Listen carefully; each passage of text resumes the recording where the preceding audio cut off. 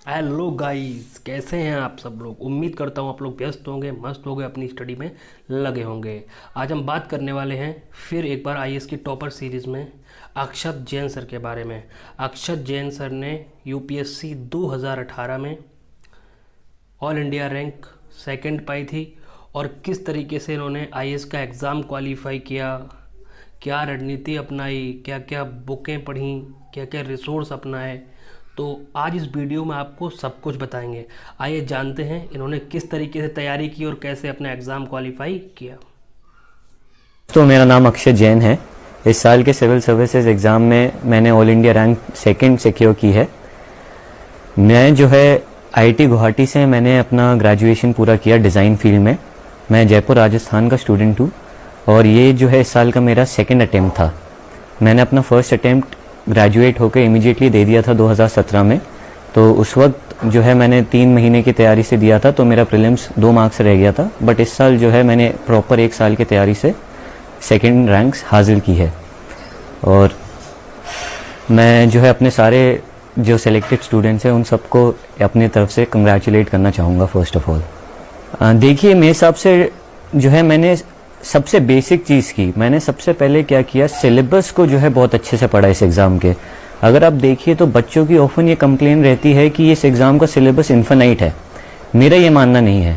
मेरा ऐसा मानना है कि इस सिलेबस को जो है यूपीएससी ने बहुत अच्छे से डिफाइन करके दे रखा है सारे स्टूडेंट्स को। तो उस सिलेबस के एक एक शब्द को मैंने जो है ये कोशिश की कि मैं अच्छे से उसको कवर करूँ। जितनी भी बेसिक किताबें हैं उनको अच्छे से पढूं, उन पर नोट्स बना लूँ। शॉर्ट नोट्स मैंने बहुत अच्छे से बनाए, ऐसे नोट्स जो कि मैं फटाफट बना सकता था और फटाफट रिवाइज कर सकता था। तो उस पर मेरा बहुत ज़्यादा फोकस था। तो मेरा ये रहा कि मैंने जो है प्रीलिम से पहले ही काफ़ी सारे सिलेबस कवर कर लिया था, अपने ऑप्शनल का भी और जीएस का भी। और बहुत ज़्यादा मैंने जो है फोकस आंसर राइटिंग पर किया। तो मैं जो है डेली आंसर राइटिंग की प्रैक्टिस करता था, मैं लगातार टेस्ट देता था। मेरी ये कोशिश रहती थी कि मैं जो भी पार्ट कर रहा हूँ, सपोज से अगर मैं जीएस 1 कर रहा हूँ तो हर एक चीज़ को जो है कॉम्प्रिहेंसिवली कवर करूं, उसके सारे प्रीवियस ईयर क्वेश्चंस देखूं और साथ में एक अच्छे से उसका प्रॉपर 3 घंटे का टेस्ट दे दूं। देखिए, रिगार्डिंग दी रिसोर्सेज मैं यही कहूँगा कि आप जो है अपने रिसोर्सेज कम रखिए। जो बेसिक किताबें हैं वो सबको मालूम है कौन कौन सी किताबें हैं, तो उनको अच्छे से पढ़िए। उसके अलावा आजकल ऑनलाइन भी बहुत ज़्यादा सोर्सेज है जो कि हेल्पफुल हैं। बट ये मत करिएगा कि आप जो है उनमें ज़्यादा लग जाएं, क्योंकि इनकी कोई सीमा नहीं है, इनका कोई अंत नहीं है। तो जो कुछ अच्छी साइट्स हैं मेरे हिसाब से जो कि मैंने भी रेफ़र की थी, और कुछ अच्छे से मटेरियल अवेलेबल हैं ऑनलाइन जो कि आप अलग अलग टॉपिक्स के लिए रेफ़र कर सकते हैं। मैं यही कहना चाहूँगा कि जो भी सिलेबस का टॉपिक है उसको आप अच्छे से कर लीजिए, और उसके लिए आपको जितना मटेरियल लगता है आप कीजिए, but keep it short, keep it simple, और उस पर एक अच्छे से शॉर्ट नोट्स बना लीजिए ताकि आपका बाद में रिविजन आसानी से हो सके। देखिए, मैं पहले यही कहूँगा कि जो लोग अभी तैयारी चालू कर रहे हैं, सपोज से जो अगले साल के लिए तैयारी कर रहे हैं, तो वो उनकी तैयारी ऐसी होनी चाहिए कि वो मेंस रेडी हो। अगर कोई स्टूडेंट ऐसा है जो ये सोच रहा है कि वो पहले प्रीलिम्स की पढ़ाई कर लेगा और फिर बाद में प्रीलिम्स की मेंस की तैयारी करेगा, तो मेरे हिसाब से उसको काफ़ी मुश्किलें आ सकती हैं। तो इसलिए मेरा ये मानना है कि आप जो है अपनी तैयारी इंटीग्रेटेड रखिए। प्रीलिम्स कम मेंस जो अप्रोच जिसे कहते हैं उसको फॉलो करना बहुत ज़रूरी है, क्योंकि अगर आप देखेंगे तो दोनों का सिलेबस काफ़ी हद तक सेम है। मेंस में थोड़े और एक्स्ट्रा टॉपिक्स हैं बट मेन सिलेबस दोनों का सेम है। और आजकल का प्रीलिम्स का पेपर भी थोड़ा सा अनप्रेडिक्टेबल सा हो गया है। उसमें वो लोग स्टैटिक नॉलेज भी आपकी अच्छे से टेस्ट कर रहे हैं, तो जिसकी मेंस पर मास्टरी है वो मेरे हिसाब से उसके लिए प्रीलिम्स में भी एडवांटेज है। तो रही बात एक एक जीएस पेपर की, सो सपोज से मैं जीएस 1 से चालू करूं, तो जीएस 1 अगर आप देखें मेरे हिसाब से सबसे बड़ा सेगमेंट है। तो मेरा ये मानना है कि जीएस 1 आप सबसे पहले उठाएं अगर जनरल स्टडीज़ की बात करें तो, वरना मेरे हिसाब से सबसे पहले हर स्टूडेंट को अपना ऑप्शनल पूरा कर लेना चाहिए। तो अभी मैं ऑप्शनल पे आऊँगा, मेरा ऑप्शनल एंथ्रोपोलॉजी था, बट पहले मैं जीएस कंप्लीट कर लेता हूँ। सो जीएस 1 जो है उसका सिलेबस बहुत ज़्यादा है, क्योंकि उसमें काफ़ी ज़्यादा स्टैटिक पार्ट है। अगर आप देखें हिस्ट्री, ज्योग्राफी, तो इनको सबसे पहले आप अगर करना चाहें तो सबसे पहले इन्हें करें। इन पर अच्छे से छोटे नोट्स बना लीजिए, और जो बेसिक सोर्सेज हैं प्लीज़ सिर्फ उन्हें ही रेफ़र कीजिए, ज़्यादा डिटेल में जाने की ज़रूरत नहीं है। रही बात जीएस 2 की, सो जीएस 2, जीएस 3 इन दोनों में करंट अफेयर्स का भी काफ़ी रोल है। तो मेरे हिसाब से जिसकी स्टैटिक पे मास्टरी है उसको जो है करंट अफेयर्स समझने में फिर मज़ा भी आता है और उसको अच्छे से ज़्यादा एनालिसिस भी हो पाता है उन चीज़ों का। तो आप इसमें भी सेम अप्रोच ही फॉलो कीजिए, सिलेबस का एक एक शब्द कवर कीजिए, उन पे नोट्स बनाइए और ये इंश्योर कीजिए कि आप जो स्टैटिक पार्ट कवर कर रहे हैं उसको करंट डायनामिक पार्ट से लिंक अप कर सकें। सपोज से अगर आप पार्लियामेंट के बारे में पढ़ रहे हैं GS2 में, तो देखिए कि अभी पार्लियामेंट जो पिछला पूरा लोकसभा रही उसमें कैसा परफॉर्मेंस रहा, कहाँ कहाँ इश्यूज थे, कहाँ कहाँ जो है सक्सेस स्टोरीज थी, तो उसको लिंक अप कीजिए। तो ये मेरे हिसाब से बहुत जरूरी है कि आप GS2 और 3 दोनों में जो है स्टैटिक और डायनेमिक पार्ट को अच्छे से लिंक अप कर सकें और एक एक चीज को फोकस कीजिए, प्लीज कुछ भी इग्नोर मत कीजिए। रही बात सपोज से GS3 के डिजास्टर मैनेजमेंट की, टेक्नोलॉजी की, आपके साइबर सिक्योरिटी, ऐसे टॉपिक्स जो हैं इनको भी प्लीज करने की कोशिश कीजिए और हो सके तो इनको प्रीलिम से पहले करने की कोशिश कीजिए। फिर रही बात GS4 की, GS4 थोड़ा जो है हटके, मैं कहूँगा एक अलग ही पेपर रहता है जिसमें एथिक्स के बारे में पूछते हैं। तो एथिक्स का एक ऐसा पेपर है जिसमें जो है अलग ही अप्रोच रहती है।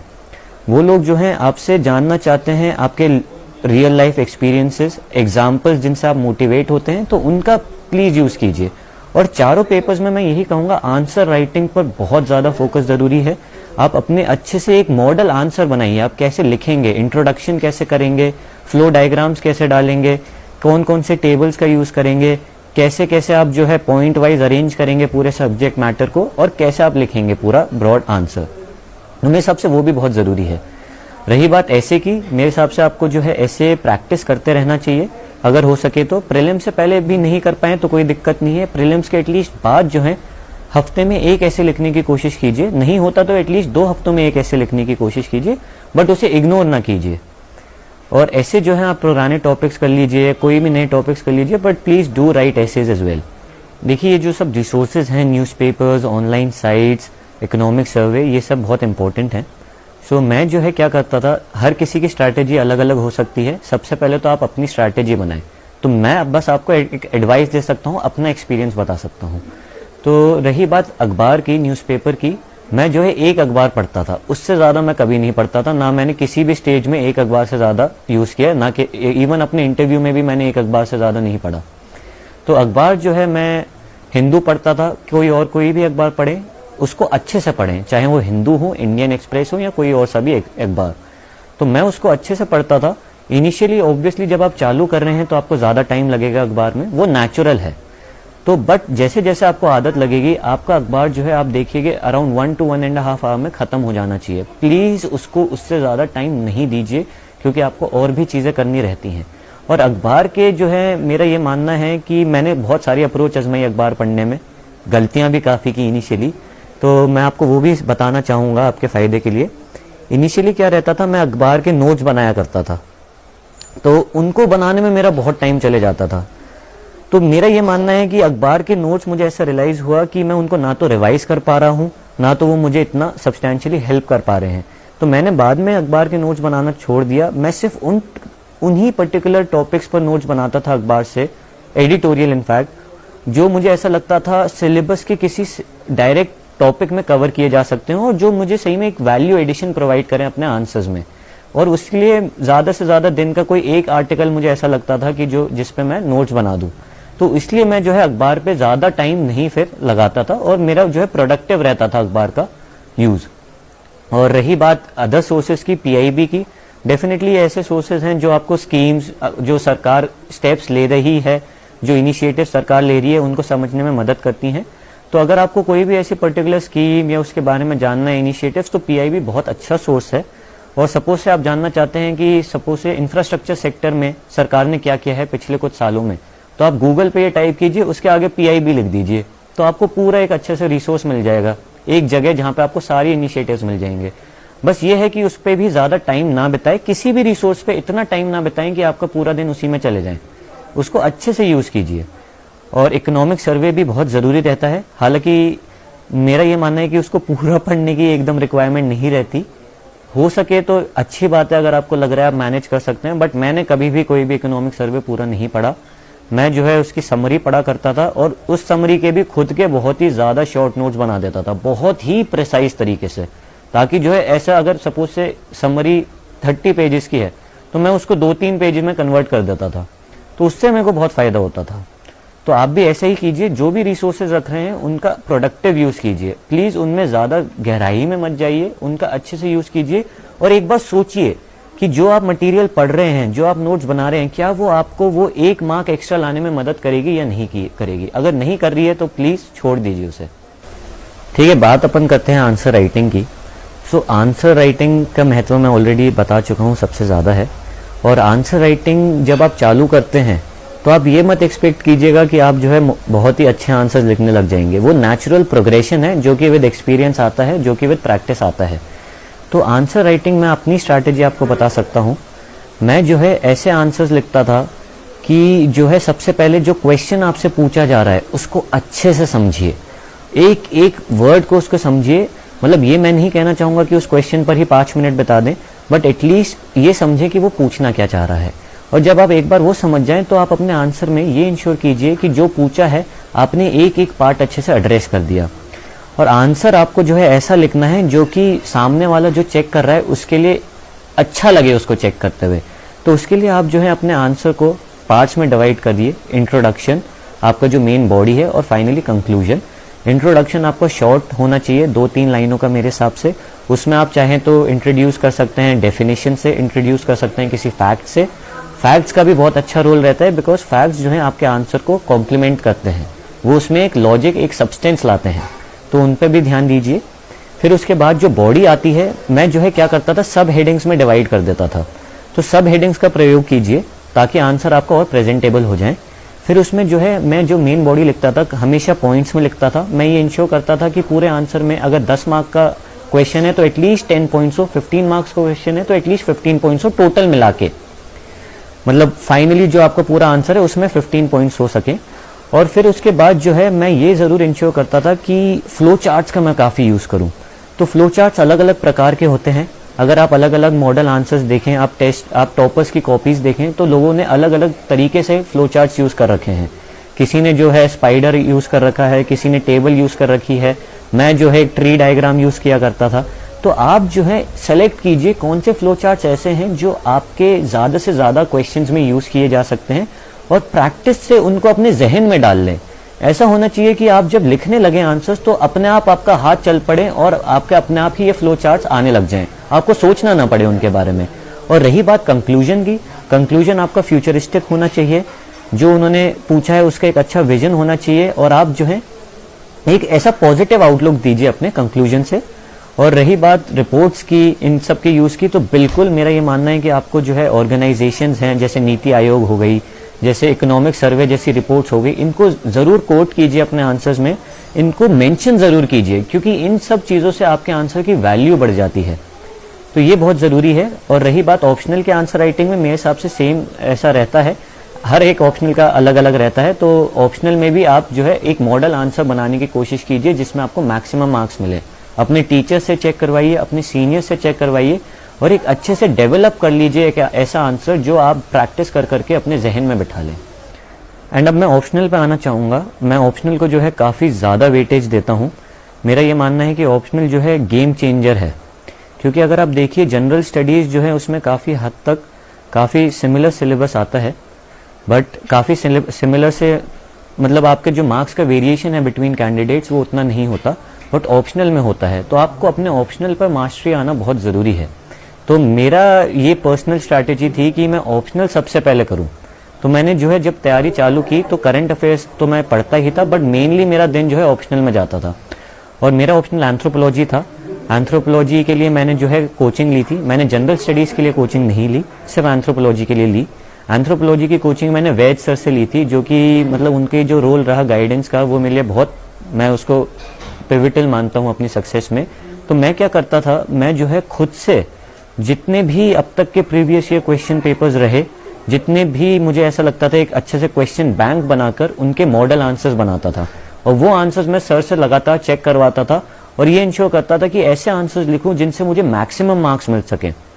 तो ऑप्शनल मेरे हिसाब से बहुत ज़रूरी है। आपका जो भी ऑप्शनल हो, प्लीज़ उसका सिलेबस जितना कर सके उतना करने की कोशिश कीजिए प्रीलिम से पहले। तो अगर मैं आपको कहूँ, सजेस्ट करूँ, अगर कोई सपोज से तैयारी चालू कर रहा है जून में अगले साल के सिविल सर्विसेज के लिए, तो वो जो है अराउंड अक्टूबर नवंबर तक अपने ऑप्शनल पर फोकस करें। फिर जो है उसके बाद से अराउंड फरवरी तक जीएस पर, और फिर जो है स्पेसिफिकली प्रीलिम्स पर फोकस किया जा सकता है for the last 3-4 months before the exam. Interview की हम बात करें तो इंटरव्यू मेरे हिसाब से सबसे एनरिचिंग प्रोसेस है पूरी जर्नी का, सबसे इंजॉयबल प्रोसेस है पूरी जर्नी का, क्योंकि इसमें आपको अच्छा खासा टाइम मिलता है और इसमें सारा खेल आपकी पर्सनालिटी का है। तो इंटरव्यू में अगर आप देखें तो यूपीएससी ने जो सिलेबस दे रखा है उसमें साफ साफ मेंशन कर रखा है कि इंटरव्यू जो है पर्सनालिटी टेस्ट है, वो आपके नॉलेज का टेस्ट नहीं है। नॉलेज ऑलरेडी देखी जा चुकी है प्रीलिम्स और मेंस के माध्यम से। तो ये सब जो है आपके पर्सनालिटी के बारे में है। तो जो यूपीएससी ने शब्द लिखे हैं प्लीज़ उन्हें गौर फरमाएं, उनको अच्छे से समझिए, क्योंकि वो बहुत ज़रूरी है। अच्छा, अपन अब बात करें कैसे पढ़ना है इंटरव्यू को लेकर। तो मैंने क्या किया था, मेरा जो है इंटरव्यू डेट काफ़ी आखिरी में आई थी, तो मेरे पास काफ़ी टाइम था प्रिपेयर करने के लिए। तो मैं क्या करता था, एक तो मैंने छोटे छोटे नोट्स बना लिए इंटरव्यू के लिए अलग से। तो अगर टॉपिक ले लिया इकोनॉमी, तो इकोनॉमी में जो करंट अफेयर्स में चीज़ें चल रही हैं, जो बेसिक चीज़ें हैं इकोनॉमी की, उन सबको मैंने जो है शॉर्ट नोट्स में तब्दील किया ताकि फटाफट पढ़ सकूं। और सेम मैंने पॉलिटी के लिए किया और अलग अलग टॉपिक्स के लिए किया जो कि इंटरव्यू में अक्सर पूछे जाते हैं। फिर मैं जो है काफ़ी मॉक इंटरव्यूज़ देता था। कुछ लोगों का ये मानना है कि मॉक इंटरव्यूज़ कम देने चाहिए, कुछ लोगों का मानना है ज़्यादा देने चाहिए। मेरे हिसाब से ये स्टूडेंट टू स्टूडेंट डिपेंड करता है। मेरा पर्सनली ये था कि ज़्यादा देने में कोई बुराई नहीं है, हर मॉक इंटरव्यू से आपको प्रैक्टिस ही होती है और इसलिए आपकी अपनी मर्जी है, आपको देना है। अगर आपको लगता है कॉन्फिडेंस है कि आप अच्छे से दे देंगे तो आप उस हिसाब से डिसाइड कीजिए आपको कितने देने हैं। फिर मैंने जो है इंटरव्यू के लिए अपनी पर्सनालिटी का सबसे ज़्यादा ध्यान रखा। मेरा ये मानना है कि इंटरव्यू में वो लोग क्या देखना चाहते हैं, वो लोग आपके कॉन्फिडेंस देखना चाहते हैं, वो लोग आपका कामनेस देखना चाहते हैं, क्योंकि काफ़ी अनप्रेडिक्टेबल क्वेश्चंस भी वो लोग पूछते हैं। और वो लोग ये देखना चाहते हैं कि जो आपकी ओपिनियंस हैं, जो आपके स्टैंड है, वो लॉजिकल है कि नहीं। आप भले ही गलत आंसर करें, आप भले ही एक बार मना कर दें कि सर मुझे नहीं आता, that is perfectly fine. But अगर जो आप चीज़ कह रहे हैं उसमें कोई लॉजिक नहीं है, कोई सब्सटेंस नहीं है, और अगर आप हवा में बातें कर रहे हैं तो वो बिल्कुल अप्रिशिएट नहीं किया जाता। तो मेरे हिसाब से इन चीज़ों पर फोकस कीजिए।